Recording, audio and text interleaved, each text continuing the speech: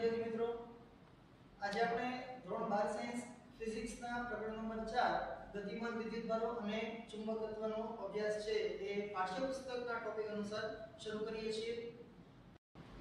તો સૌથી પહેલા તો આપણે શરૂઆત કરીશું કે કોઈ પણ વિદ્યુતભારિત કણ પર લાગતું વિદ્યુતીય બળ શું છે અથવા તો એનું શું સૂત્ર છે।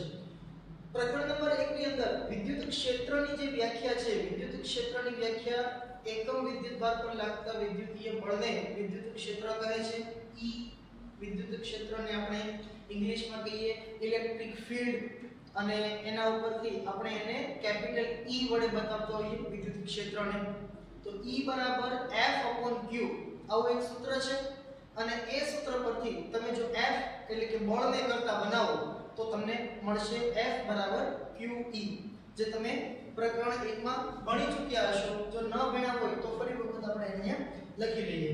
તો સૌથી પહેલા તો આપણે વાત કરીએ અહીંયા વિદ્યુતીય બળની।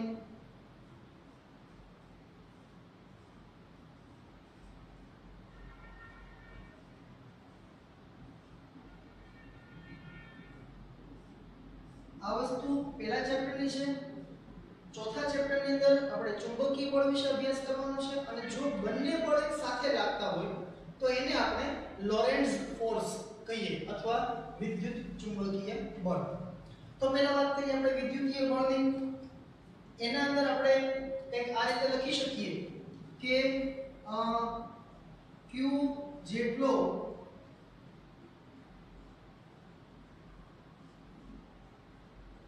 વિદ્યુત ભાર ધરાવતો કણ E જેટલા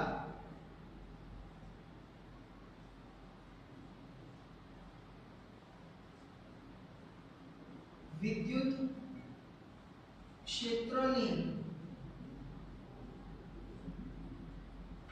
અસર હેઠળ હોય ત્યારે તેના પર લાગતું વિદ્યુતીય બળ, વિદ્યુતીય બળ માટે આપણે ઇંગ્લિશ શબ્દ ફોર્સ, એના પરથી આપણે F વડે બતાવીશું, અને અહીંયા હું પ્રત્યય લખીશ E, FE એટલે કે ઇલેક્ટ્રિકલ ફોર્સ। અને મિત્રો આપણે જાણીએ છીએ બળ એ સદિશ રાશિ છે, માટે એને આપણે ઉપર તીર વડે બતાવીશું। તો આ જે વિદ્યુતીય બળ છે એના બરાબર લખી શકાય QE। અહીંયા Q એ જે તે કણનો વિદ્યુત ભાર છે, વિદ્યુત ભાર અદિશ રાશિ છે, અને કેપિટલ E વડે જે બતાવ્યું છે એ છે વિદ્યુત ક્ષેત્ર, અને એ સદિશ રાશિ છે।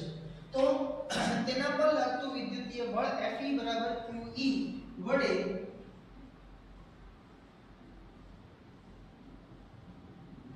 આપવામાં આવે છે।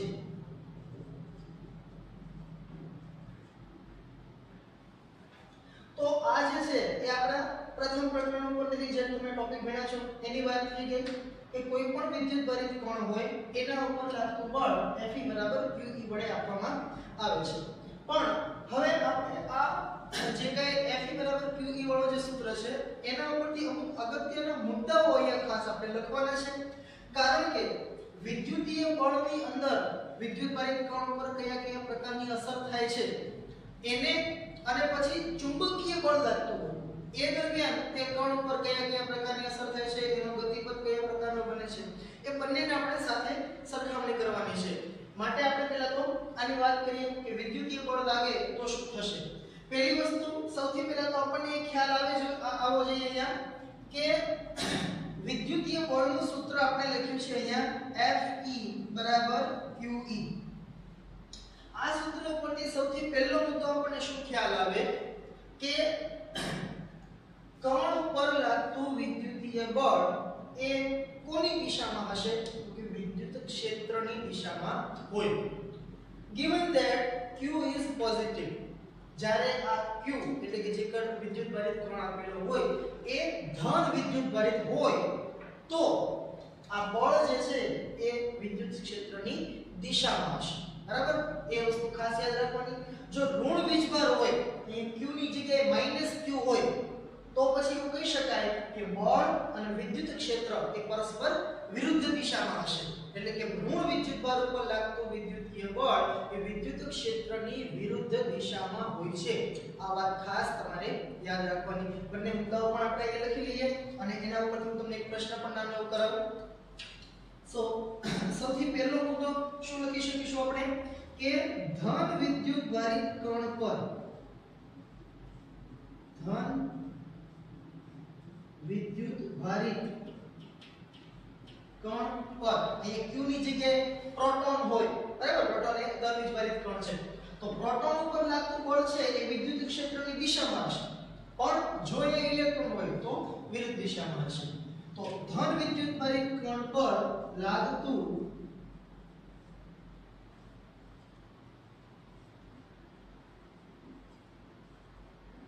વિદ્યુતીય બળ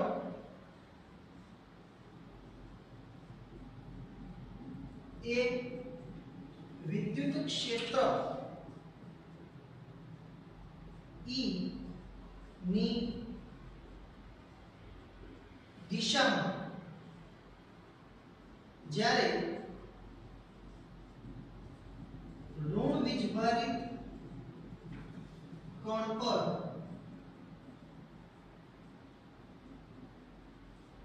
લાગતું વિદ્યુતીય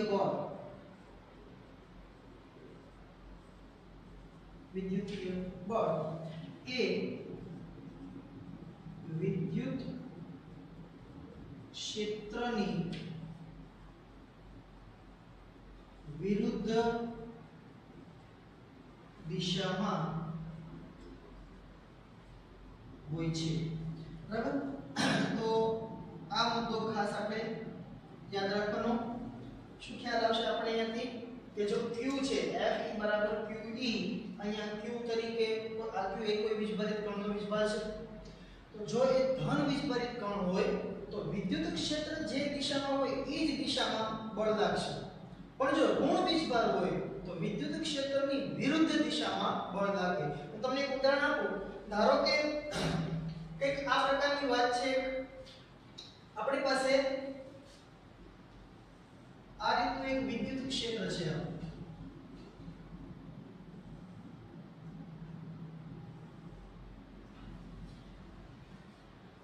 આ જે મેં રેડ કલર થી બતાવ્યું છે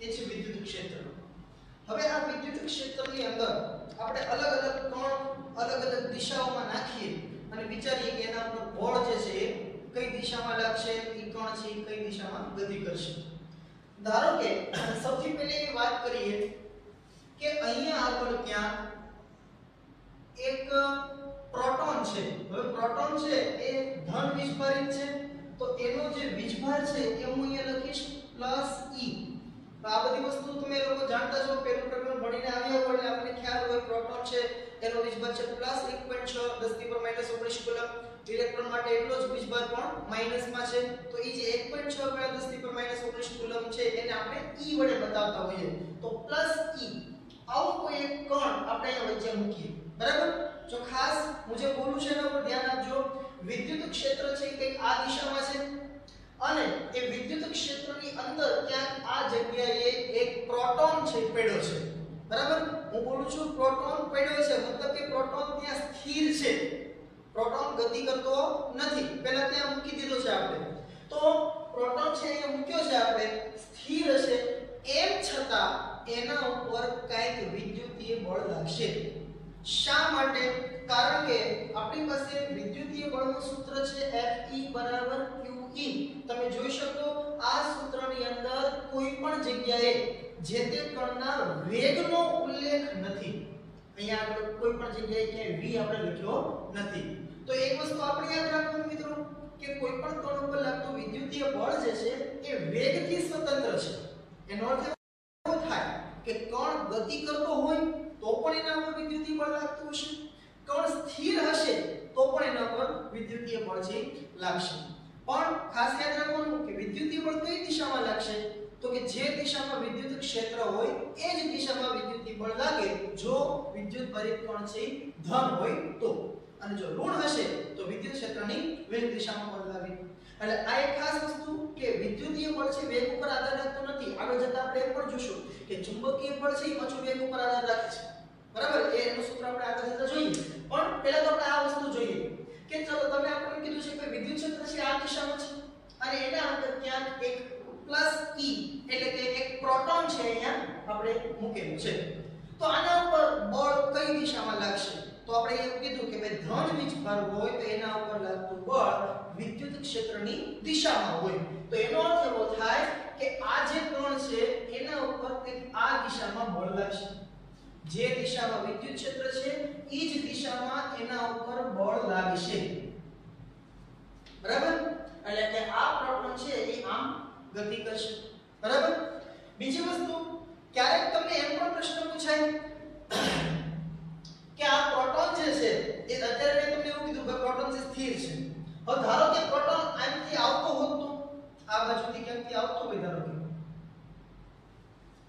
બરાબર, જો ખાસ સમજો મિત્રો, હું એવું કહું છું કે આ જે આટલામાં વિદ્યુત ક્ષેત્ર છે, આ જે મેં રેડ કલરથી બતાવેલું છે આટલા જ વિસ્તારમાં વિદ્યુત ક્ષેત્ર છે. આ પ્રોટોન છે એ ભલે હવે એવું માની લઈએ કે અહીંયા સ્થિર હતો નહીં, અહીંયા નહોતો પ્રોટોન. બરાબર, પ્રોટોન છે અને બહારથી આવતો હોત તો શું થાત? આપણે એવું કહીએ કે ધારો કે અહીંયાથી પ્રોટોન છે ને એ કંઈક v જેટલા વેગથી આવે. કે v ની કોઈ કિંમત આપણે લઈ શકીએ 5 મીટર પર સેકન્ડ, 10 મીટર પર સેકન્ડ. તો ધારો કે કોઈ પ્રોટોન છે એ અહીંયા v જેટલા વેગથી આવતો હોય. તો પ્રશ્ન તમને આવો કરવામાં આવે કે જ્યારે આ પ્રોટોન v બરાબર ધારો કે 10 મીટર પ્રતિ સેકન્ડના વેગથી ગતિ કરતો એ પ્રોટોન જે છે એ કોઈ વિદ્યુત ક્ષેત્રની અંદર એન્ટર થાય. તો એન્ટર થયા બાદ વિદ્યુત ક્ષેત્રની અંદર જ્યારે પહોંચી જાય એવા સમયે એ કણના વેગની દિશા કે મૂલ્ય શેમાં ફેરફાર થશે? ખાસ ધ્યાન રાખજો. ફરી વખત, વિદ્યુત ક્ષેત્ર જે દિશામાં છે એ જ દિશામાં પ્રોટોન ગતિ કરે છે. બરાબર, બે એક જ દિશામાં છે, પ્રોટોન પણ આમ આવે છે આ રીતે, વિદ્યુત ક્ષેત્ર પણ એક દિશામાં છે. બરાબર, પ્રશ્ન એવો છે કે v જેટલા વેગથી ગતિ કરે છે. હવે જ્યારે એ અંદર વિદ્યુત ક્ષેત્રની અસર હેઠળ આવે ત્યારે એના વેગના દિશામાં ફેરફાર થશે કે મૂલ્યમાં ફેરફાર થશે? મૂલ્યમાં ફેરફાર થવાનો અર્થ શું? કે એનો વેગ વધી જશે કે ઘટી જશે? આ વસ્તુ બતાવવાની છે આપણે અહીંયા કે અહીંયાનો વેગ હતો 10 મીટર પર સેકન્ડ, હવે અંદર જશે ત્યારે એનો 10 તો 10 રહેશે, 8 થઈ જશે કે 15 થઈ જશે, વોટેવર જે કંઈ કિંમત જે કંઈ આવે. પણ આપણે મેં વસ્તુ એ શીખવાની છે કે વેગ વધશે કે વેગ ઘટશે. તો અને દિશા વિશે વાત કરવાની છે. તો સૌથી પહેલા તો તમે જુઓ કે જ્યારે પ્રોટોન છે વિદ્યુત ક્ષેત્રને સમાંતર જ ગતિ કરતો હોય, આમ જતો હોય અંદર, એટલે જેવો એ વિદ્યુત ક્ષેત્રની અંદર એન્ટર થશે એટલે એના પર વિદ્યુતીય બળ લાગવાની શરૂઆત થઈ જશે. અને વિદ્યુતીય બળ જે છે એ ધન વીજભાર જે કણ હોય એના ઉપર કઈ દિશામાં લાગે? તો કે ક્ષેત્રની દિશામાં. એટલે ક્ષેત્ર આમ છે, કણ છે એમ ધીમે ધીમે અંદર એન્ટર થશે. જેવો એ વિદ્યુત ક્ષેત્રની અંદર આવશે એ ભેગું વિદ્યુત ક્ષેત્ર છે શું કરશે? એના પર કંઈક બળ લગાડશે. હવે તમે વિચાર કરો, કોઈ એક વ્યક્તિ શાંતિથી ચાલ્યો જતો હોય અને અચાનક તમે ધક્કો મારો તો શું થાય? જે આપણે ધક્કો પાછો એ દિશામાં મારવાનો છે જે દિશામાં વ્યક્તિ ચાલતો હોય. તો એક વ્યક્તિ છે ચાલતો જતો હોય, હવે એને તમે પાછળથી જેવો ધક્કો લગાડશો તો શું થશે? તો કે ઈ રહેશે તો એક દિશામાં, જે દિશામાં જતો તો એક દિશામાં આગળ જવાનો છે. એટલે કે એના વેગની દિશામાં તો કોઈ ફરક પડવાનો છે નહીં, પણ એનું વેગનું મૂલ્ય બદલી જશે. એ જે ધીમે જતો હોય તમે ધક્કો મારશો એટલે હવે ધીમે નીચે થોડોક એનો વેગ છે વધી જશે. તમે સીધી વસ્તુ ફીલ કરી શકો કે જ્યારે પ્રોટોન એ બહાર હોય ત્યારે એનો જે વેગ હશે એના કરતા જેવો એ અંદર એન્ટર થશે એમ એનો વેગ શું થશે? વધી જશે. તો આ વસ્તુ ખાસ યાદ રાખવાની કે વિદ્યુત ક્ષેત્રની અસર હેઠળ જ્યારે કોઈ કણ ગતિ કરે ત્યારે તેના વેગમાં વધારો કે ઘટાડો થાય. પાછું તમે એવું નહીં યાદ રાખતા સાહેબ અહીંયા તો વધારો થાય છે. હવે આ જ જગ્યાએ તમે વિચાર કરો ઇલેક્ટ્રોન વધતો શું થાય? બરાબર, આપણે એક બીજું એક લઈ લઈએ કે ધારો કે આ રીતે એક ઇલેક્ટ્રોન આવતો હોત, બરાબર, માઈનસ, બરાબર, અહીંયા એનો વેગ હોત કંઈક v જેટલો. તો ઇલેક્ટ્રોન ઉપર શું થાય? તમે વિચાર કરો કે ઇલેક્ટ્રોન જે છે, ધારો કે હું ઇલેક્ટ્રોન છું અને હું શાંતિથી આ રીતે ચાલતો જાઉં છું અને ધારો કે અહીંયા આગળથી વિદ્યુત ક્ષેત્ર છે શરૂઆત થઈ જાય છે. અગર હું પ્રોટોન હોત તો શું થાય? કે ભાઈ પ્રોટોન છે ધીરે હાલતો હોય, જેવો વિદ્યુત ક્ષેત્રની એટલે પ્રોટોન છે ધન વીજભારિત છે માટે એના ઉપર જે બળ લાગશે ક્ષેત્રની દિશામાં લાગશે. ક્ષેત્ર છે આ દિશામાં છે એટલે શું થશે પ્રોટોનને પાછળથી ધક્કો લાગશે પરિણામે એના વેગમાં વધારો થશે અને થોડું સ્પીડ થી જશે થોડું વધારે ઝડપથી એ ગતિ કરશે. પણ આ જગ્યાએ ઇલેક્ટ્રોન હોય તો શું થાય તો કે ઇલેક્ટ્રોન પોતાની નિયમિત સ્પીડ થી આવે છે 5 મીટર પર સેકન્ડ 10 મીટર પર સેકન્ડ વોટેવર આપણે ગમે લઈ શકીએ. અહીંયાથી જેવો એ આગળ જાય અહીંયા હવે વિદ્યુત ક્ષેત્ર છે. હવે જેવો એ વિદ્યુત ક્ષેત્રની અંદર જાય એટલે એના ઉપર કંઈક બળ લાગશે પણ ઇલેક્ટ્રોન છે ઇલેક્ટ્રોન ઋણ વિસ્ફારિત કણ છે અને ઋણ વિસ્ફારિત કણ ઉપર જે બળ લાગે વિદ્યુતીય બળ જે લાગતું હોય એ ક્ષેત્રની વિરુદ્ધ દિશામાં છે. અહીંયા આગળ આપણે કીધું વિદ્યુત ક્ષેત્ર આમ છે તો એના પર બળ ક્યાં લાગશે વિરુદ્ધ દિશામાં એટલે કે સામું બળ લાગશે. એટલે તમે મિત્રો ફીલ કરી શકો કે ભાઈ જેવો ઇલેક્ટ્રોન એક ક્ષેત્રની અંદર એન્ટર થશે અને એને બળ આમ નહીં લાગે ક્યાં લાગશે સામું બળ લાગશે બરાબર મતલબ એને સામો ધક્કો લાગશે. હવે સામો ધક્કો લાગતો હોય તો તમે સમજી શકો કે એના વેગમાં વધારો થાય કે ઘટાડો થાય તો કે ઘટાડો થશે બરાબર. તો વસ્તુનો આધાર રાખે જે કઈ વેગનો વધારો કરે આ એક વસ્તુ નક્કી છે કે જ્યારે કોઈ કણ ઉપર વિદ્યુતીય બળ લાગતું હોય માત્ર વિદ્યુતીય બળની વાત કરું છું આગળ જતા બંને બળ આવશે. જ્યારે કોઈ કણ વિદ્યુત કણ ઉપર વિદ્યુતીય બળ લાગતું હોય તો એના વેગમાં ફેરફાર થશે એ તો પાકું છે બરાબર. વેગ વધશે કે ઘટશે એ આધાર રાખશે કે વિદ્યુત ક્ષેત્ર કઈ દિશામાં છે કણ છે કેવો છે ધન છે કે ઋણ છે એ બધી વસ્તુ એના પર અસર કરે છે. પણ અહીંયા તમે વિચાર કરો કે જો ઇલેક્ટ્રોન હશે તો હવે ઇલેક્ટ્રોનનો જે વેગ હશે બરાબર એ હવે વેગ થઈ જાય ધારો કે ve. અહીંયા જે પ્રોટોન હતો એનો વેગ હું કહી દઉં vp બરાબર. બંને v વેગથી જતા હતા બરાબર. વિદ્યુત ક્ષેત્ર આ દિશામાં છે વિદ્યુત ક્ષેત્રમાં અંદર એન્ટર થયા બાદ પ્રોટોનનો વેગ vp થઈ જાય અને ઇલેક્ટ્રોનનો વેગ ve થઈ જાય તો આવું કંઈક પૂછી શકાય જો તો આવા વિકલ્પ ન બની શકે કે ve બરાબર vp ve greater than vp c ve less than vp અને d ve less than vp greater than v.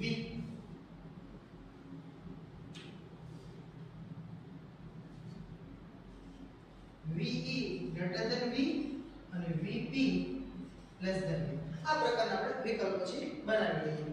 તો તમે જુઓ આમાંથી કયો વિકલ્પ યોગ્ય લાગે આપણને કે પ્રોટોન અને ઇલેક્ટ્રોન બે એક જ સરખા v જેટલા વેગથી જ જતા હતા બે એક સરખી સ્પીડથી જતા હતા. અચાનક વિદ્યુત ક્ષેત્રમાં અંદર એન્ટર થયા એટલે બે ભાઈ વચ્ચે હારે જતા હતા પણ પ્રોટોન ઉપર લાગતું બળ છે વિદ્યુત ક્ષેત્રની દિશામાં છે એટલે એને આમ ધક્કો લાગ્યો અને ઇલેક્ટ્રોન છે એને શું થાય સામો ધક્કો લાગ્યો એટલે આ પ્રોટોન છે એની ઝડપ વધી જશે અને ઇલેક્ટ્રોન જે છે એને સામો ધક્કો લાગશે અને એની ઝડપ શું થશે ઘટી જશે. તો બે પેલા સરખા વેગથી હતા પ્રોટોનનો વેગ વધી ગયો અને ઇલેક્ટ્રોનનો વેગ જે હતો એના કરતા ઓછો થઈ ગયો. તો અહીંયા તમે જોવા જાવ કે પ્રથમ વિકલ્પ તો ન જાવ કે બેના વેગ સરખા રહેશે તો કે નહીં વેગમાં તો ફેરફાર થવાનો જ છે કારણ કે એના પર વિદ્યુતીય બળ લાગે છે. પછી ve greater than vp એટલે કે ઇલેક્ટ્રોનનો વેગ પ્રોટોનના વેગ કરતા વધારે છે. જો તો આ શું કહેવાય છે ve greater than vp ઇલેક્ટ્રોનનો વેગ પ્રોટોનના વેગ કરતા વધી જશે. શું આવું થાય છે જો જરા પરિવાર શું થાય છે પ્રોટોન છે ધક્કો લાગે છે ક્ષેત્રની દિશામાં એટલે પ્રોટોનનો વેગ વધશે ઇલેક્ટ્રોનનો વેગ ઘટશે એટલે આ વિકલ્પ પણ આવશે નહીં. તો પછી સી વિકલ્પ છે એનો જવાબ હોઈ શકે કે ઇલેક્ટ્રોનનો વેગ ઓછો હશે પ્રોટોનનો વેગ વધારે હશે. ડી વિકલ્પ જોવા જાવ કે ઇલેક્ટ્રોનનો વેગ ve greater than v આ શું કહેવા માંગે છે કે ઇલેક્ટ્રોનનો વેગ હતો v હવે એ v કરતા વધી ગયો ના આ વસ્તુ ખોટી છે બરાબર કારણ કે ઇલેક્ટ્રોનને તો સામો ધક્કો લાગે છે. પ્રોટોનનો વેગ v કરતા ઘટી ગયો ના પ્રોટોનનો તો વેગ વધે છે ઇલેક્ટ્રોનનો વેગ ઘટે છે એટલે આ વિકલ્પ પણ જવાબમાં આવી શકે નહીં. તો જુઓ તમે બહુ જ કન્સેપ્ચ્યુઅલ પ્રશ્ન છે બહુ સિમ્પલ પ્રશ્ન છે એમ છતાં પણ ઘણી વખત આપણે ગ્રેટર ધેન લેસ ધેન માં ભૂલ કરી જતા હોઈએ બરાબર. આમ જોવા જાવ તો પ્રથમ ચેપ્ટરના ટોપિક ઉપરથી જ આ બધી વસ્તુ છે. તો આ થઈ ગઈ વાત પ્રોટોન અને ઇલેક્ટ્રોનની. એ સિવાય હજુ ધારો કે આ જ ક્ષેત્રમાં આ તમારો પ્રશ્ન અહીંયા કમ્પ્લીટ થઈ ગયો શક્ય હોય તો તમે વિડિયો પોઝ કરી અને આ જે પ્રશ્ન છે એને તમે લોકો બુક માંથી ઉતારી લેજો પ્રશ્ન હું બોલી જાઉં છું, તમે સાંભળીને લખી લેજો. આકૃતિ દોરવાની અને પ્રશ્ન કે આ રીતે લખીશું આપણે. આકૃતિમાં દર્શાવ્યા પ્રમાણે E જેટલા નિયમિત વિદ્યુત ક્ષેત્રમાં V જેટલા સમાન વેગથી વિદ્યુત ક્ષેત્રની દિશામાં જ ઇલેક્ટ્રોન અને પ્રોટોન ગતિ કરી રહ્યા છે. વિદ્યુત ક્ષેત્રની અસર હેઠળ ઇલેક્ટ્રોનનો વેગ VE અને પ્રોટોનનો વેગ VP થઈ જાય છે તો ખાલી જગ્યા અને પછી ચાર વિકલ્પ. હું જે આ બોલ્યો છું એ પ્રશ્ન તમે બુકમાં લખો, સાથે આકૃતિ દોરો, વિકલ્પ લખી અને પછી તમે એનું યોગ્ય સોલ્યુશન તમારા શબ્દોમાં તમને સમજાય એ પ્રકારે લખી અને સી વિકલ્પ છે ટિક કરી લેજો. બરાબર? હજુ આ જ પ્રશ્નની અંદર ધારો કે કોઈ ઇલેક્ટ્રોન છે એ આમ આવતો હોત અને પ્રોટોન પણ એ દિશામાં આ રીતે. બરાબર? આ જે છે એ ઇલેક્ટ્રોન છે, આ ધારો કે પ્રોટોન છે. બરાબર? તો તમે વિચાર કરો કે હવે એના ગતિપથ કેવા થશે. બરાબર? તો ધારો કે આ પ્રોટોન છે ઉપરથી આવે છે. બરાબર? હવે નીચે આવશે, જેવો વિદ્યુત ક્ષેત્રની અંદર એન્ટર થશે એટલે વિદ્યુત ક્ષેત્ર શું થશે, એના પર બળ લગાડશે. પ્રોટોન છે ધન વિસ્મરિત છે એટલે ક્ષેત્રની દિશામાં જ બળ લાગશે. એટલે પ્રોટોન આમ આવતો હશે, જેવો વિદ્યુત ક્ષેત્રની અંદર એન્ટર થયો એટલે એને બળ લાગશે અને ક્યાં લઈ જશે? ક્ષેત્રની દિશામાં. એટલે આ પ્રોટોન આમ આવે છે એ આમ જશે. જ્યારે ઇલેક્ટ્રોન બાજુમાંથી આ રીતે ઇલેક્ટ્રોન આવે છે, ક્ષેત્રની અંદર જેવો એન્ટર થશે એટલે ક્ષેત્ર એના પર બળ લગાડશે. અહીંયા ક્ષેત્ર જે બળ લગાડે એ શું હશે? ક્ષેત્રની વિરુદ્ધ દિશામાં, કારણ કે કણ કેવો છે? ઋણ વિસ્મરિત કણ. બરાબર? એટલે કણ જેવો અંદર એન્ટર થશે એટલે એના પર બળ છે આમ લાગશે, વિરુદ્ધ દિશામાં. એટલે ઇલેક્ટ્રોન છે કે આ પ્રકારે એનો ગતિપથ બનશે, આવશે બે સીધા. બરાબર? પણ જેવું ક્ષેત્રની અંદર એન્ટર થશે એટલે ઇલેક્ટ્રોન છે એ ક્ષેત્રની વિરુદ્ધ દિશામાં જશે, પ્રોટોન છે ક્ષેત્રની દિશામાં જશે. એટલે કે આ જે કણ છે ક્ષેત્રની અંદર આવશે એટલે એ આમ વયો જશે અને આ ઇલેક્ટ્રોન જે છે એ આ તરફ જશે. બરાબર?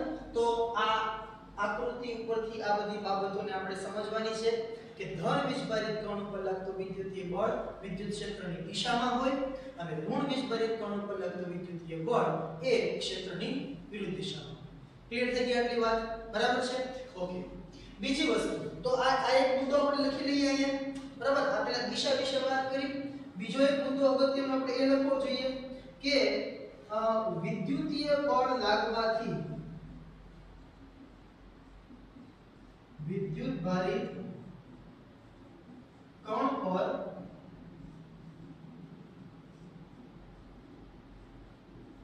વિદ્યુત બળ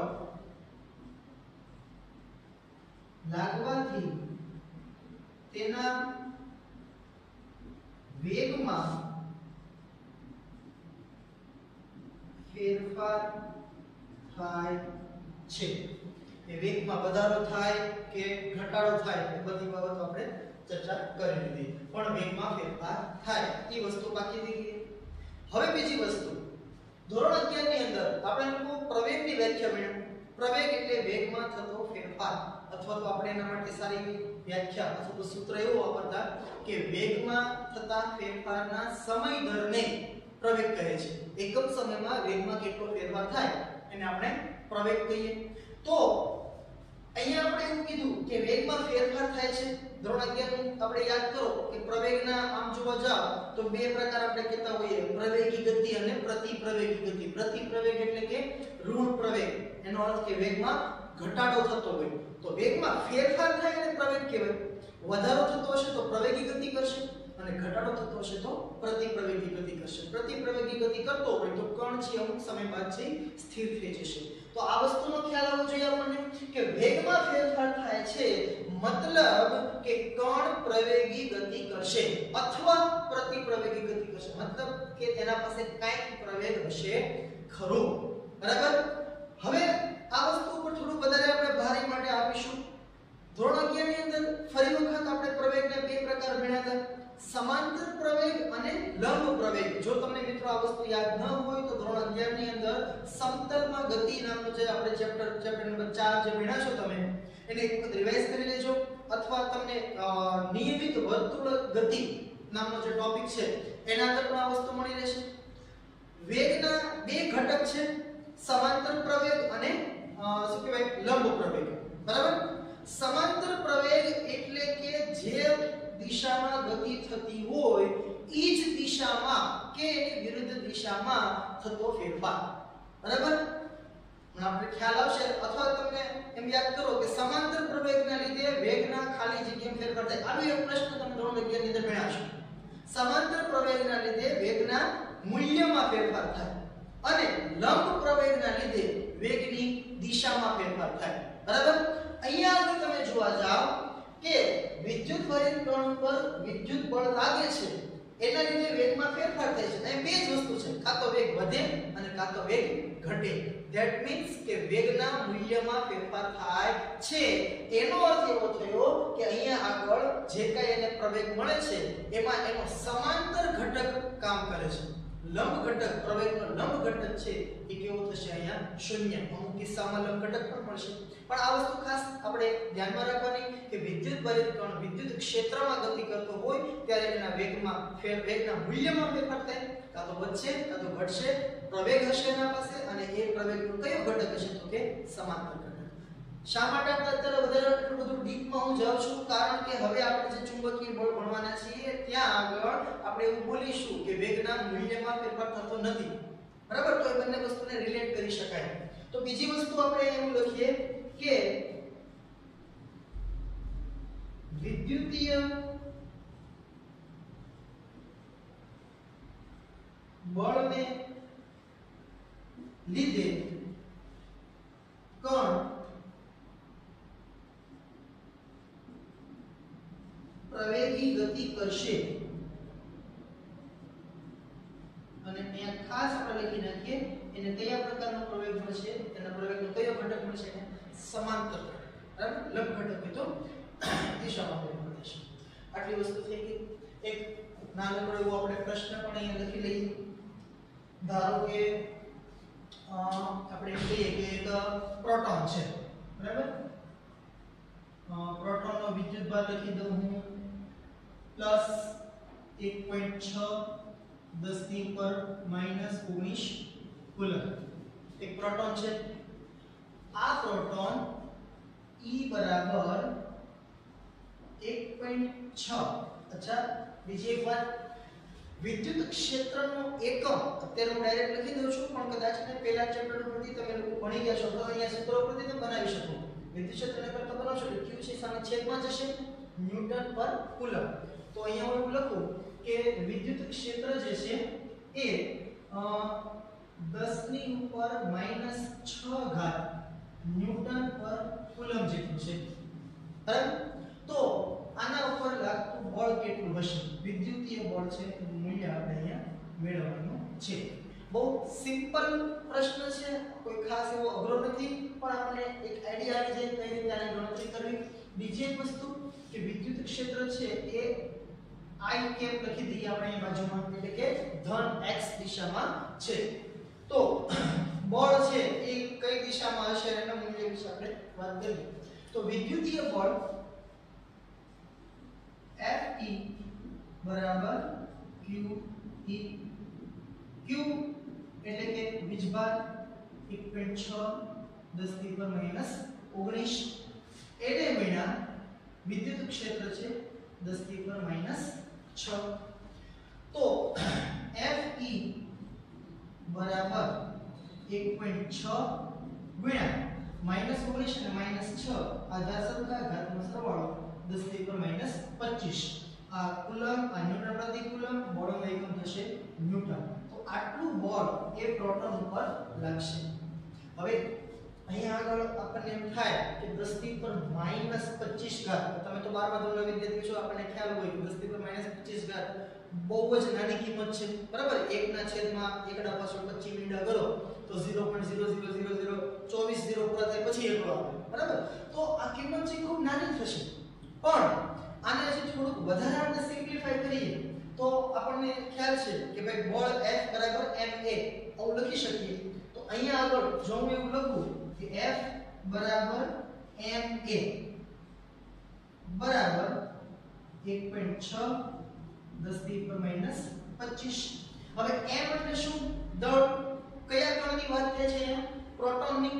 તો માસ ઓફ પ્રોટોન, પ્રોટોનનું જે દળ છે તમે 11 ધોરણમાં જાણતા છો એક એટોમિક માસ યુનિટ જેને આપણે કહીએ છીએ 1.66 અથવા ઘણા લોકો 1.6 લે છે અથવા 1.67 કરી દઈએ આપણે તો માસ ઓફ પ્રોટોન કરી નાખું 1.67 10 ની ઉપર માઈનસ 27 કિલોગ્રામ પછી a બરાબર 1.6 10 ની ઉપર માઈનસ 25 આમાંથી જો તમે પ્રવેગને કરતા બનાવો તો પ્રવેગ a બરાબર આ છે સામે છેદમાં થશે 1.6 10 ની ઉપર માઈનસ 25 ભાગાકારમાં 1.67 ગુણ્યા 10 ની ઉપર માઈનસ 27 તો તમે જુઓ તો આ 1.6 ભાગ્યા 1.67 બરાબર કદાચ ને 0.9697 જેવું આવતું છે હું એપ્રોક્સ લઈ અને આપીને ઉડાડી દઉં બે સરખા માનીને આપણે મેઈન વસ્તુ ખાલી ખ્યાલ મેળવવો છે કે પ્રવેગ કેટલો મળે આ 10 ની ઉપર માઈનસ 27 અંશમાં એટલે પ્લસ 27 થશે માઈનસ 25 છે ત્યાં એટલે ઘાત વચ્ચે 10 ની ઉપર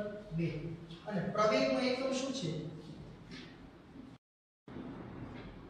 મીટર પ્રતિ સેકન્ડ સ્ક્વેર તો તમે જુઓ કે આ એક ખાલી પ્રોટોન જ્યારે 10 ની ઉપર -6 ન્યૂટન પર કુલમ આ 10 ની ઉપર -6 માઇક્રો 1 માઇક્રો ન્યૂટન પર કુલમ આટલું વિદ્યુત ક્ષેત્ર ખૂબ નાનું છે ને તમે જોઈ શકો અહીં 10 ની ઉપર -6 ખૂબ નાની કિંમત કહેવાય એના અંદર જ્યારે પ્રોટોન હોય તો એના પર બળ ખૂબ ઓછું છે જો 1.6 10 ની -25 ન્યૂટન પણ એને કેટલો પ્રવેગ મળે એની જો તમે વાત કરો કેટલો પ્રવેગ છે 10 ની પર 2 ઘાત મીટર પર સેકન્ડ સ્ક્વેર અને પ્રવેગનો મતલબ શું મિત્રો યાદ કરો વેગમાં થતા ફેરફારનો સમય દર એકમ સમયમાં વેગમાં કેટલો ફેરફાર થાય એટલે કે 10 ની પર 2 ઘાત એટલે કેટલા 100 એટલે તમે વિચાર કરો કે વિદ્યુત ક્ષેત્રની અંદર ખાલી પ્રોટોન સ્થિર પડ્યો હોય તો પહેલી સેકન્ડ એનો વેગ 0 હશે પણ હવે એ પ્રવેગી ગતિ કરે છે એટલે પ્રવેગ મળશે 100 મીટર પર સેકન્ડ સ્ક્વેર જેટલો એટલે પહેલી સેકન્ડે એ 0 હશે t બરાબર 0 સમયે એનો વેગ 0 હશે પણ 1 સેકન્ડ બાદ એનો વેગ કેટલો થઈ જશે 100 મીટર પ્રતિ સેકન્ડ બરાબર હજી 1 સેકન્ડ પછી તો પાછો 100 મીટર પ્રતિ સેકન્ડ એનો વેગ વધી જશે પછી પાછો 1 સેકન્ડમાં 100 મીટર પ્રતિ સેકન્ડ જેટલો વેગ છે વધી જશે તો તમે વિચાર કરી શકો 100 મીટર પર સેકન્ડ જો આને તમે કિલોમીટર પ્રતિ કલાકમાં ફેરવશો તો તમને ખ્યાલ આવશે કે બહુ મોટો વેગ કહેવાય બરાબર આ પ્રવેગ જે છે આના લીધે જે વેગ મળે છે ખૂબ વધારે છે એટલે માત્ર 10 ની પર -6 ન્યૂટન પર કુલમ જેટલા વિદ્યુત ક્ષેત્રમાં જ્યારે પ્રોટોન હોય ત્યારે એને બહુ બધો વેગ છે મળી જાય અને ખૂબ મોટો એને પ્રવેગથી સારો મળે અને ખૂબ વધારે પડતા વેગથી એ ગતિ કરવા લાગે બરાબર અને જો એનું વિદ્યુત ક્ષેત્ર એને આપણે રાખ્યું હોય તો અમુક જ સમયમાં એ પ્રકાશના વેગની નજીક છે પહોંચી જાય અને ત્યાં પાછું રિલેટિવિટી ને બધું લાગુ પડી જાય પણ ખાલી જસ્ટ આપણે એક આઈડિયા તમે લ્યો કે આ કેટલું બધો વધારે પ્રવેગ છે એને મળે છે અને ખાસ વસ્તુ એ આપણે યાદ રાખીશું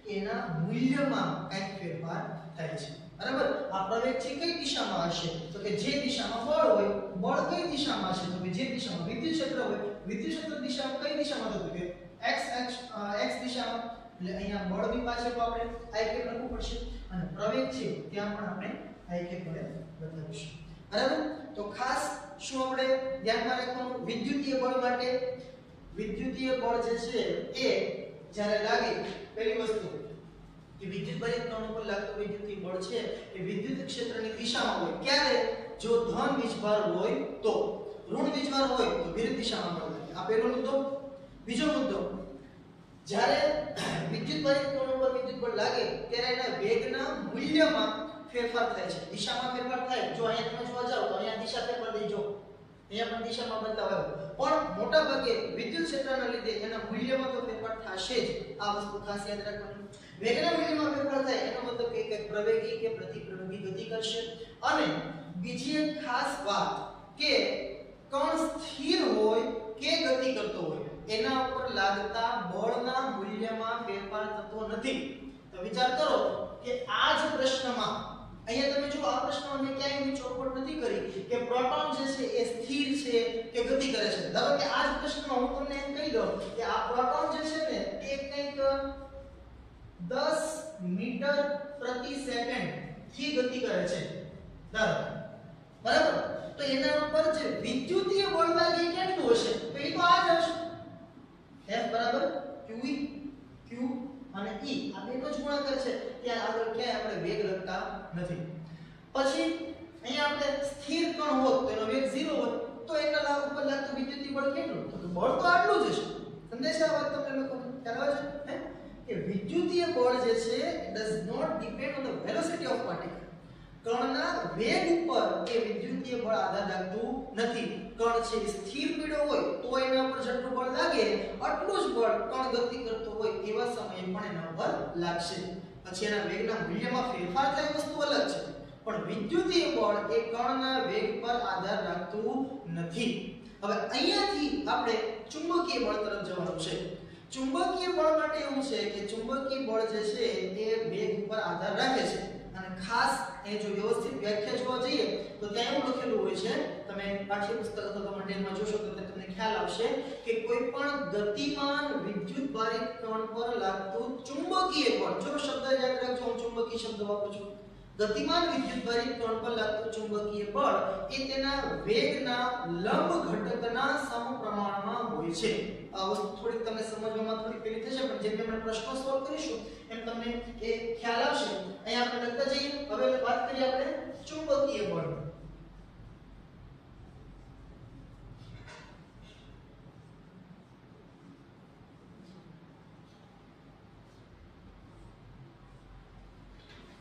તો સૌથી પહેલો મુદ્દો કે Q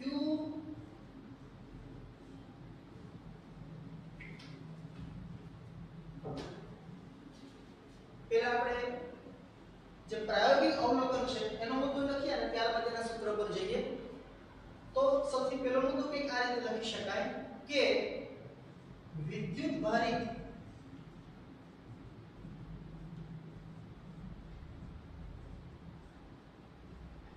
કણ પર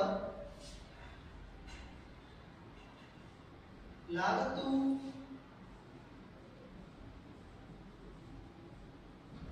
ચુંબકીય બળ કણના વેગના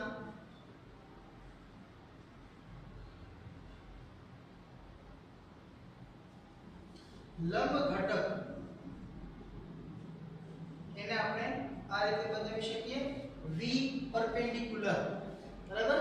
તમે લોકો ધોરણ 11 ની અંદર નિયમિત વર્તુળાકાર ગતિ ભણાવશો એમાં પણ આ વસ્તુનો ઉપયોગ છે આવતો હોય. તો કણના વેગના લંબ ઘટક v પરપેન્ડિક્યુલર અને ચુંબકીય ક્ષેત્ર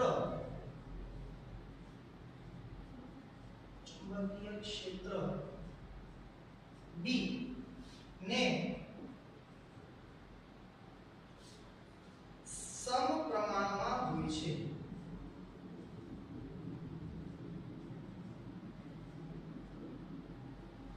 આનો અર્થ એવો થાય કે જો વધારે વેગથી ગતિ કરતો હશે કણ, જો તમે સમપ્રમાણમાં શબ્દ સમજી શકતા હશો. સમપ્રમાણતા કોને કહેવાય કે એક વસ્તુ વધે તો સામે બીજી વસ્તુ પણ વધે, સપ્રમાણતા. બરાબર છે? તો ચુંબકીય બળ છે એ વેગના લંબ ઘટક એટલે વેગનું મૂલ્ય જેમ વધશે એમ ચુંબકીય બળ વધશે. ચુંબકીય ક્ષેત્ર જેટલું વધારે એટલું એના પર બળ છે વધારે. બંનેના સમપ્રમાણમાં છે. અને હવે જો આપણે એના સૂત્રની વાત કરીએ, સૂત્રની સાબિતી આપણને ક્યાંય પૂછી નથી, આપણે ટેક્સ્ટબુકની અંદર ડાયરેક્ટ સૂત્ર જ આપી દીધું છે. તો કંઈક આ રીતે લખી શકાય કે Q વિદ્યુતભારિત કણ, Q વિદ્યુતભારિત કણ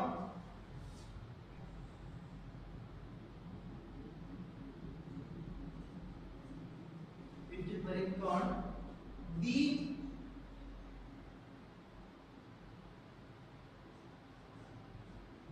જેટલા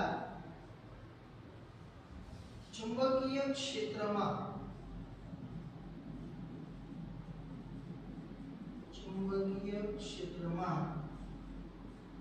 v વેગથી ગતિ કરતો હોય ત્યારે તેના પર લાગતું ચુંબકીય બળ. તો ચુંબકીય બળ ફરી વખત બળને આપણે F વડે બતાવીશું, પણ ચુંબકીય બળ છે માટે એના પ્રતિમાન M લખીશું. મેગ્નેટિક ફોર્સ Fm બરાબર Q V ક્રોસ B વડે આપવામાં આવે છે।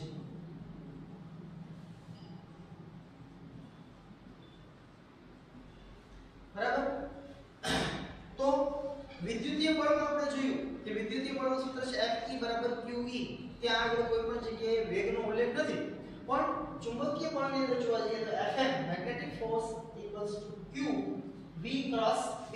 આને ક્રોસ પ્રોડક્ટ કહેવાય છે, સદિશમાં આગળ આપણે પહેલા લેક્ચરમાં વાત કરી હતી।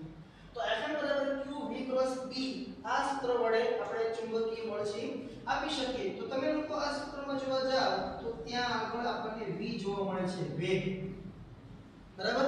હવે તમે વિચાર કરો કે જો કોઈ કણ સ્થિર હોય તો સ્થિર કણનો વેગ કેટલો હોય? 0। તો જો તમે આ સૂત્રમાં v ની જગ્યાએ 0 મૂકો અને 0 into something that is 0 એટલે આખું પદ શૂન્ય થઈ જશે। બરાબર।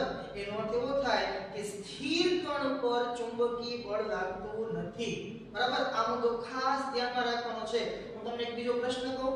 અંદાજે આજથી કંઈક અમુક વર્ષો પહેલા 10-15 વર્ષ પહેલા નીટની અંદર એક વખત આવો પ્રશ્ન છે પૂછાણો હતો। પ્રશ્ન પણ સાથે સાથે હું તમને કહી કરાવી દઉં। પ્રશ્ન કંઈક આ પ્રકારે હતો કે અહીંયા એક ચુંબક છે, એક ચુંબક અહીંયા છે એમ ઊભું રાખેલું છે। હવે આપણને ખ્યાલ હોય ચુંબકની અંદર આ રીતે ઉત્તર અને દક્ષિણ ધ્રુવ હશે NS। પાછા પ્રશ્નમાં એવી ચોખવટ પણ હતી કે આ ચુંબકની અક્ષ એ બીજા ચુંબકના મધ્ય બિંદુમાંથી પસાર થાય છે। બંને ચુંબકની અક્ષ એકબીજાને લંબ છે। આ બે ચુંબકને કેન્દ્રને જોડતી રેખા, જો આનું કેન્દ્ર અહીંયા હશે, આ ચુંબકનું કેન્દ્ર અહીંયા હશે, તો એમના કેન્દ્રને જોડતી રેખાઓ વચ્ચેનું અંતર કંઈક d આપી દે આપણને। બરાબર। પ્રશ્ન કંઈક આવો હતો, આકૃતિમાં દર્શાવેલ જે બે ચુંબકોને ગોઠવેલા છે એમની અક્ષ એકબીજાને લંબ રૂપે છે। આની અક્ષ બીજાના મધ્ય બિંદુમાંથી પસાર થાય છે। બંને ચુંબકના મધ્ય બિંદુ વચ્ચેનું અંતર છે સ્મોલ d જેટલું છે અને આ ચુંબકના કોઈ પણ એક ચુંબકના કેન્દ્રથી d/2 જેટલા અંતરેથી, એટલે જો તમે સમજો અહીંયાથી અહીંયા સુધીનું અંતર d છે તો d/2 અંતર એટલે અહીંયા ક્યાંક થશે આ આગળ, એટલે આ જે અંતર છે એ થશે d/2 જો। બરાબર। એનાથી લંબ રૂપે y અંતરે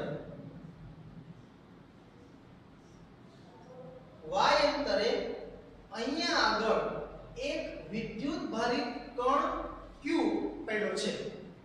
તો આ કણ ઉપર લાગતું બળ કેટલું છે, ચુંબકીય બળ કેટલું છે? હવે તમે જોવા જાવ આમ નીટના પ્રશ્ન તમે જોવા જાવ મોટા ભાગે લોજિક આધારિત હોય છે। બરાબર। હવે આ પ્રશ્નની અંદર આપણે જોવા જઈએ તો પ્રશ્ન વાંચીને પહેલા તો આપણને થોડી વાર ચક્કર આવી જાય કે આટલું બધું ગણતરી કેમ કર્યું? હે, અહીં એક ચુંબક રાખ્યો છે, અહીં એક ચુંબક છે, બેને લંબ રૂપે રાખેલા છે, બે વચ્ચે અંતર આપ્યું છે, એના મધ્ય બિંદુથી y અંતરે એક q વિસ્તાર છે અને એના ઉપર કેટલું ચુંબકીય બળ લાગશે આની આપણે ગણતરી કરવાની છે। એટલે આપણે પેલા બધો વિચાર આવે કે ભાઈ આ અંતર ક્યાંક ધ્યાનમાં લેવું પડશે, આનું ચુંબકીય ક્ષેત્ર, આનું ચુંબકીય ક્ષેત્ર ગણવું પડશે, આ બધા આપણને વિચાર આવે। પણ જો તમને મિત્રો આવા સમયે ખાલી આ સૂત્ર યાદ હોય કે ચુંબકીય બળનું સૂત્ર શું? Q V cross B। બરાબર। હવે પ્રશ્નની અંદર તો આપણે બળ શોધવા માટે શેની જરૂર પડે? તો કે એક તો વિદ્યુત ભારની, ધારો કે વિદ્યુત ભાર તમને કંઈક આપી દીધું 1 કુલમ 2 કુલમ, V ની જરૂર પડે, વેગની જરૂર પડે અને B એટલે ચુંબકીય ક્ષેત્રની જરૂર પડે। તો ચુંબકીય ક્ષેત્ર હશે કારણ કે બે બાજુ ચુંબક મૂકેલા છે તેનું કંઈક કોઈ ભેગું થઈને કંઈક તો ચુંબકીય ક્ષેત્ર મળતું રહેશે। પણ તમે ધ્યાનપૂર્વક જો પ્રશ્નમાં શું કીધું હતું કે આ d/2 જેટલા અંતરેથી લંબ રૂપે y અંતરે q વીજભારિત કણ કે 1 કુલમનો વીજભારિત કણ ત્યાં પડ્યો છે। બરાબર। આવું લખ્યું હતું પ્રશ્નમાં। હવે કણ ત્યાં પડ્યો હોય એનો અર્થ કે એ સ્થિર છે, એની પાસે કોઈ વેગ છે નહીં, અને જો વેગ આનો 0 હોય તો સિમ્પલ તમને ડાયરેક્ટ એની ખ્યાલ આવી જવો છે કે આનો વેગ કેટલો છે તો કે 0, તેના ઉપર અહીંયા તમે 0 મૂકો છો બળ કેટલું રહે છે 0। બરાબર। તો આવો એક પ્રશ્ન તમે નીટની છેલ્લા 32 વર્ષની નીટની જે અલગ અલગ જે પ્રકાશનોવાળા બુક બહાર પાડતા હોય એમાં તમે જો આ પ્રશ્ન તમને મળી રહેશે। બરાબર। તો આવો એક પ્રશ્ન મૂકેલો છે, એટલે આપણને જોતા હોય તો પેલા એમ થાય કે ઓ આટલી બધી ગણતરી કરવી પડશે, પણ સિમ્પલ ખાલી અહીંયા પર ધ્યાન આપવાનું હતું કે કણ અહીંયા પડ્યો છે મતલબ સ્થિર છે, વેગ 0 છે, તેના ઉપર લાગતું બળ 0 થશે. બરાબર, આ એનો જવાબ હતો. તો આટલી વસ્તુનું ખાસ ધ્યાનમાં રાખવાનું આપણે. આ બે મુદ્દાઓ ખાસ એ માટે સાથે આપણે લીધા છે કે વિદ્યુતીય બળ છે એ વેગ ઉપર આધાર રાખતું નથી, પણ ચુંબકીય બળ છે વેગ ઉપર આધાર રાખે છે. બરાબર, સ્થિર કણ હોય તો એના ઉપર વિદ્યુતીય બળ લાગશે પણ ચુંબકીય બળ લાગશે નહીં. સ્થિર કણ માટે વેગ 0 થઈ જશે અને F એ 0 થઈ જશે. બીજી એક વસ્તુ, હવે જે આપણે આના પહેલા લેક્ચરની અંદર સદિશ ગુણાકારના જે કે આપણે ચર્ચા કરી હતી કે કોઈ પણ બે સદિશોનો સદિશ ગુણાકાર કરો તો પરિણામી સદિશની દિશા શું હોય તેના વિશે આપણે વાત કરી હતી. હવે આ સૂત્ર પર જો ધ્યાન આપજો. Fm બરાબર q v cross b. Fm magnetic force બળ છે અને ચુંબકીય બળ સદિશ ભૌતિક રાશિ છે, મતલબ કે એને પોતાને કંઈક દિશા છે. q અદિશ રાશિ છે, v અને b એ ચુંબકીય ક્ષેત્ર છે. ચુંબકીય ક્ષેત્રને આપણે b વડે બતાવીએ છીએ. તો b અને v આ બંને સદિશ ભૌતિક રાશિઓ છે. લાસ્ટ લેક્ચરની અંદર આપણે એ વાત કરી હતી કે કોઈ પણ બે સદિશ, આપણે અહીંયા તમને ફરી વખત ઉદાહરણ આપીને બતાવી દઉં. ધારો કે આ બે સદિશ છે, આ a અને આ b. તો આ બે સદિશનો જ્યારે તમે સદિશ ગુણાકાર કરો, સપોઝ આ a છે, આ b છે અને મારે કરવું છે b ક્રોસ a, તો આપણે કંઈક આ રીતે કરીશું. બરાબર, તો અંગૂઠું જે બહાર તરફ આવે છે એટલે પરિણામી સદિશ છે અહીંયા મળશે. તો મેં તમને એવું કીધું હતું કે પરિણામી સદિશ એ આ સદિશને લંબ હોય છે, આ સદિશને પણ લંબ હોય છે અને એનાથી બનતા સમતલને પણ લંબ હોય છે. છેલ્લે એક વાક્ય આપણે એવું નોંધ્યું હતું કે કોઈ પણ બે સદિશોનો સદિશ ગુણાકાર કરવાથી મળતો પરિણામી સદિશ એ બંને સદિશોને લંબ હોય છે, ઉપરાંત એ બંને સદિશોથી બનતા સમતલને પણ લંબ હોય છે. બરાબર, તો એનો અર્થ એવો થાય, તમે જો એવું કહી શકો કે આ f જે છે f એ આપણને શેનાથી મળે છે? તો q v ક્રોસ b કરવાથી, એટલે કે v અને b ના સદિશ ગુણાકાર કરવાથી, એની સાથે q નો ગુણાકાર કરવાથી આપણને f મળે છે. તો હું એવું કહી શકું આ સૂત્ર ઉપરથી જો જરા આપણે આવું કહી શકીએ આના ઉપરથી કે આ જે ચુંબકીય બળ છે Fm એ લંબ હશે કોને? v, વેગને. બરાબર, બે સદિશોનો સદિશ ગુણાકાર કરવાથી મળતો પરિણામી સદિશ એ બંને સદિશોને પણ લંબ હોય અને એ સદિશોથી બનતા સમતલને પણ લંબ હોય. એનો અર્થ એવો થાય કે આ જે છે એ v ને લંબ હશે અને b ને પણ લંબ હશે. બરાબર, કારણ કે આ આપણને પરિણામી સદિશ મળે છે. તો આ ખાસ યાદ રાખવાનું કે જે બળ લાગે છે એ વેગને લંબ રૂપે લાગે છે. હવે ફરી વખત વિદ્યુતીય બળ તરફ આવીએ. વિદ્યુતીય બળમાં શું કીધું તો આપણે Fe બરાબર QE, અને ધારો કે કોઈ ધન વીજભાર હોય તો ધન વીજભાર બરાબર ધન વિદ્યુતભારી કણ પર લાગતું વિદ્યુતીય બળ એ વિદ્યુત ક્ષેત્રની દિશામાં હોય છે. તો ત્યાં શું થતું હતું કે ધારો કે કોઈ એક કણ છે આમ સીધો જતો હોય, વિદ્યુત ક્ષેત્ર એ જ દિશામાં હોય તો વિદ્યુત ક્ષેત્ર એના પર બળ ક્યાં લગાડશે? તો કે જે દિશામાં જાય છે એ જ દિશામાં બળ લગાડશે. બરાબર, જો વીજભારિત કણ છે ધન હોય તો એનો અર્થ શું થઈ ગયો કે જે દિશામાં કણનો વેગ છે, બરાબર, આપણે જે ઉદાહરણ લીધું એના પરથી જ આપણે વાત કરીએ. વિદ્યુત ક્ષેત્ર આમ છે અને એક કોઈ ધન વીજભારિત કણ એના અંદર એન્ટર થશે, તો ધન વીજભારિત કણ જેવો એના અંદર એન્ટર થશે એટલે એના ઉપર બળ છે ક્ષેત્રની દિશામાં જ લાગશે. અને જે દિશામાં કણનો વેગ છે એ જ દિશામાં બળ છે અને એ જ દિશામાં પ્રવેગ છે. બરાબર, એટલે વેગ અને પ્રવેગ એકબીજાને કેવા છે? સમાંતર છે અને પરિણામે વેગના મૂલ્યમાં વધારો થાય, જે આપણે અહીંયા નોંધ્યું. બરાબર, સમાંતર પ્રવેગ લાગે છે. હવે અહીંયા તમે આવી જાવ ફરી વખત ચુંબકીય બળ ઉપર.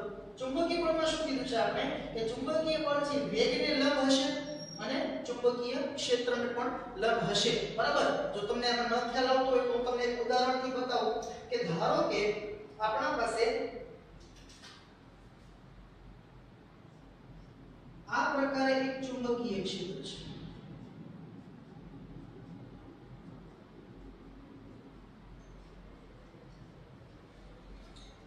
આ ચુંબકીય ક્ષેત્ર કઈ દિશામાં છે તો તમને ખ્યાલ આવવો જોઈએ. આપણે વાત કરી હતી ક્રોસ હોય તો અંદર તરફ જતી દિશામાં, એટલે ચુંબકીય ક્ષેત્રમાં અંદર જતું હોય ધારો. બરાબર, હવે આના અંદર એક કણ, ધારો કે કોઈ ધન વીજભારિત કણ છે, બરાબર, પ્લસ E પ્રોટોન જ લઈ લેવાનું. તો પ્રોટોન જે છે એ આમ હોતું હોય. તો આગળ પર લખ્યું બળ જે છે કઈ દિશામાં હશે.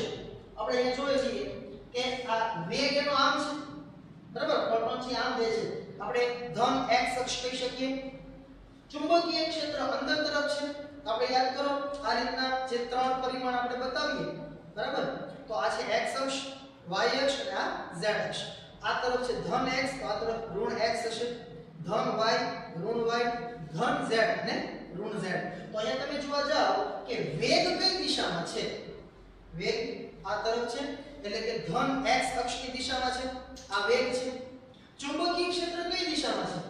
અંદર તરફ છે, બરાબર. તો અહીંયા આપણે બતાવીએ, જુઓ જરા આ રીતે થશે, આ વેગ અને આ ચુંબકીય ક્ષેત્ર. હવે આપણે શું કરવાનું છે? જો આ v છે વેગ, આ ચુંબકીય ક્ષેત્ર b છે, આપણે કરવાનું છે v ક્રોસ b. આપણે પહેલા લેક્ચરમાં વાત કરીએ, આનો ક્રોસ ગુણાકાર કામ કરીશું v થી b તરફ. તો તમે જોજો v b તરફ આંગળા વળે મારા, બરાબર. એટલે ગોળો ક્યાં આવશે? ઉપર તરફ. તો એનો અર્થ થઈ ગયો કે આના પર બળ ક્યાં લાગશે? ઉપર તરફ, બરાબર. તો હવે તમે જોવા જાઓ કે આ બળ આને લંબ છે કે નહીં? જો તો જરા આમ જતો તો બળ ક્યાં લાગ્યું? ઉપર તરફ. પછી આ બળ ચુંબકીય ક્ષેત્રને લંબ છે કે નહીં? ચુંબકીય ક્ષેત્ર અંદર તરફ છે, બળ ઉપર તરફ છે. તો આ બળ ચુંબકીય ક્ષેત્રને પણ લંબ રૂપે છે, ઉપરાંત વેગને પણ લંબ રૂપે છે.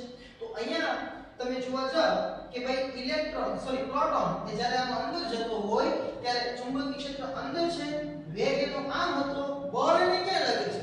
ઉપર તરફ. એટલે આ પ્રોટોન એ આમ સીધો જવાના બદલે કંઈક આ રીતે ઉપર જશે, બરાબર. આમ થોડોક આમ ઉપર જશે, ખ્યાલ આવે છે ને તમને? બરાબર. પ્રોટોન છે આમ જતો હશે, જેવું ચુંબકીય ક્ષેત્ર શરૂ થાય ધીમે ધીમે ઉપર જશે. તો પછી આધાર લાગે છે ઉપરથી પાછો ક્યાં જશે, એ બધી વસ્તુની ચર્ચા આપણે આગળના લેક્ચરમાં પછી કરીશું. પણ અત્યાર પૂરતું, કારણ કે એ આગળ જઈને પાછો ગોળે ફરવાનો છે, એ ગોળ ફરે તે કે બહાર નીકળી જાય, એને બધાની જે શરતો છે એ બધી વસ્તુ આપણે આના પછીના લેક્ચરમાં બધી ભણીશું. પણ ખાસ યાદ એ રાખવાનું મિત્રો કે વેગને લંબ રૂપે બળ લાગે છે, જ્યારે વિદ્યુતીય બળ છે એ વેગને સમાંતર, જે દિશામાં વેગ હતો, જો ધનની વાત કરું હોય તોની વાત કરું છું, ફરી વખત કીધું, વેગ જે દિશામાં હોય એની જે દિશામાં બળ લાગે અથવા એની વિરુદ્ધ દિશામાં ઋણ વિભાજિત હોય તો. પણ ચુંબકીય બળ જે છે એ વેગને કેવું લાગે? લંબ રૂપે લાગે. અને વેગને લંબ રૂપે જ્યારે બળ લાગતું હોય ત્યારે યાદ કરો મિત્રો, નિયમિત વર્તુળાકાર ગતિ આવે, બરાબર. આનું તમને ઉદાહરણ આપું કે કોઈ એક વ્યક્તિ છે સીધો જતો હોય, બરાબર. આ રીતે કોઈ એક વ્યક્તિ છે સીધો ચાલીને જતો હોય અને અચાનક આપણે બળને અંદર લગાડીએ, બરાબર. હવે આપણે એને બળ આમ નથી લગાડવાનું. જો કોઈ વ્યક્તિ આમ જતો હોય પાછળથી ધક્કો મારો તો એનો અર્થ એવો છે જે દિશામાં વેગ છે એ દિશામાં બળ લાગે. સામો ધક્કો મારો તો વિરુદ્ધ દિશામાં બળ લાગે કહેવાય આપણે. પણ હવે એ શું કરવાનું છે? વ્યક્તિ છે આમ સીધો જાય છે અને આપણે એને લંબ રૂપે બળ લગાડવાનું છે, બરાબર. તો એક વ્યક્તિ આમ જતો અને અચાનક તમે આમ બળ લગાડો, શું થશે? એ વ્યક્તિ સીધો જશે નહીં. શું કરશે? આમ થોડો જે દિશામાં બળ લગાડ્યું એ દિશા તરફ છે થોડો વળાંક લઈ લેશે, બરાબર.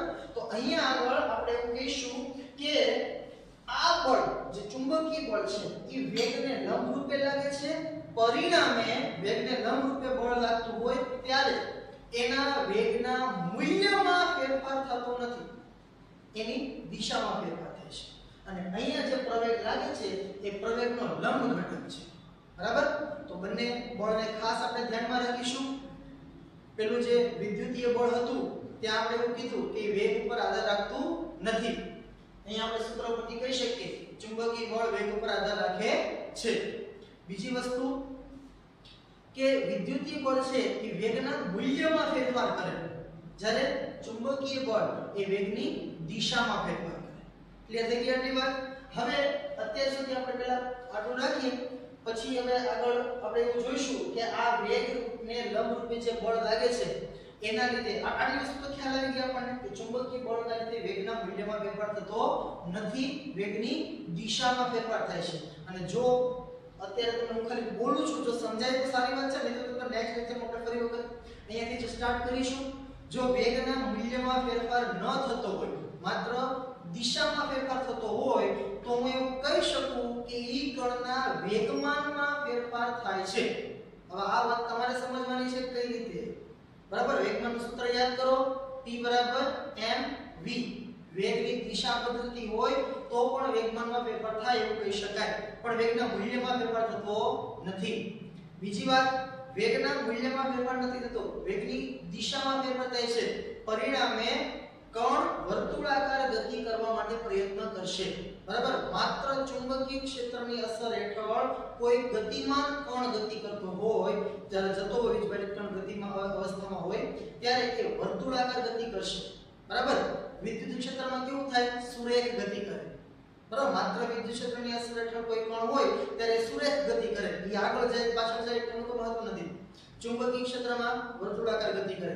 ચુંબકીય ક્ષેત્રની અસર હેઠળ કણના વેગના મૂલ્યમાં ફેરફાર નથી થતો, દિશામાં ફેરફાર થાય છે. એટલે કે વેગમાનના દિશામાં ફેરફાર થાય છે, વેગમાનના મૂલ્યમાં ફેરફાર થતો નથી. અને ખૂબ જ અગત્યની વાત કે એની જે ગતિ ઊર્જા છે એમાં કોઈ ફેરફાર થતો નથી. યાદ કરો, ગતિ ઊર્જાનું સૂત્ર 1/2 mv². ત્યાં જે v છે એ વેગનું મૂલ્ય છે. અહીંયા આપણે એવું કહીએ કે ચુંબકીય ક્ષેત્રમાં વેગના મૂલ્યમાં ફેરફાર થતો નથી, મતલબ કે એની ગતિ ઊર્જા છે એમાં કોઈ ફેરફાર થશે નહીં. ગતિ ઊર્જા છે અચળ રહે. અને ગતિ ઊર્જા અચળ રહે તો એવું કહી શકાય કે ગતિ ઊર્જામાં થતો ફેરફાર શૂન્ય હોય. બરાબર, ધોરણ 11 પ્રકરણ નંબર 6 કાર્ય ઊર્જા પાવર, એમાં આપણે ક્રમે ગણ્યા હતા W ડેલ્ટા K. બરાબર, ગતિ ઊર્જામાં થતો ફેરફાર એક કણ ઉપર થયેલા કાર્ય જેટલો હોય છે. તો અહીંયા હું એવું કહી શકું કે કણના વેગના મૂલ્યમાં ફેરફાર થતો નથી, મતલબ કે એની ગતિ ઊર્જામાં ફેરફાર થતો નથી. એનો અર્થ કે ગતિ ઊર્જામાં થતો ફેરફાર શૂન્ય છે, ગતિ ઊર્જા અચળ છે. અને ગતિ ઊર્જામાં થતો ફેરફાર શૂન્ય છે, માટે તેના પર થતું કાર્ય પણ શૂન્ય છે. બરાબર, અહીંયા સુધી આપણે રાખીએ. ફરી વખત નેક્સ્ટ લેક્ચરમાં આપણે અહીંયાથી જ આગળથી સ્ટાર્ટ કરીશું. તમે લોકો એક વખત આ વિદ્યુતીય બળ, અહીંયા મેં બંને અલગ અલગ જ મુદ્દાઓ પાડી દીધા છે. વિદ્યુતીય બળ જે આપણે લખ્યું છે એની સાથે મેં પહેલા એની વ્યાખ્યા લખી છે વિદ્યુતીય બળની, કઈ એનું સૂત્રની, પછી એના અગત્યના જે કઈ 3 મુદ્દાઓ લખ્યા છે. તો પહેલા તો તમે એ લખી લો, ત્યારબાદ આ બે પ્રશ્નો, અને પછી ચુંબકીય બળની વ્યાખ્યા અને એના જે એક મુદ્દો આપણે અહીં લખ્યો છે. આટલું તમે બાકી બુકમાં ઉતારી દો. નેક્સ્ટ લેક્ચરમાં આપણે અહીંયાથી આગળ જઈશું. Thank you.